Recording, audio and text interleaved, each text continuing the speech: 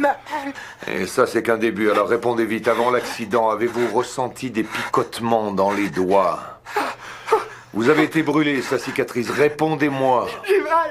Des asticots vivants recouvraient le corps en décomposition du garçon. Ses parents se tenaient à côté, terrifiés, mais ne l'ont pas empêché. Il s'est avéré que juste un jour avant, le garçon jouait avec un kart sur une route de montagne. Soudain, le véhicule est devenu incontrôlable et un accident s'est produit. Les flammes l'ont englouti en un instant. À son admission, il avait des brûlures graves sur 40% de son corps, accompagnées d'hypokaliémie et de tachycardie, à cause des brûlures étendues sur sa poitrine. Il ne pouvait même pas faire un électrocardiogramme normal. C'est à ce moment-là que Aos s'est souvenu d'une ancienne méthode de test. Ils ont plongé les membres du garçon dans l'eau et ont utilisé la conduction de l'eau pour effectuer la surveillance cardiaque, juste au moment où l'appareil commençait à afficher les battements du cœur.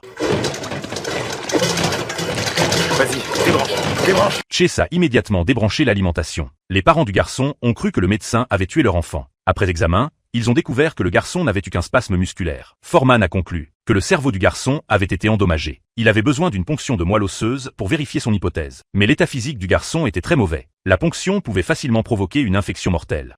Sa tension explose, arrête. Ça va aller. La tension est à 18-12, il va faire un AVC. C'est bon, j'y suis. Passe-moi le tube.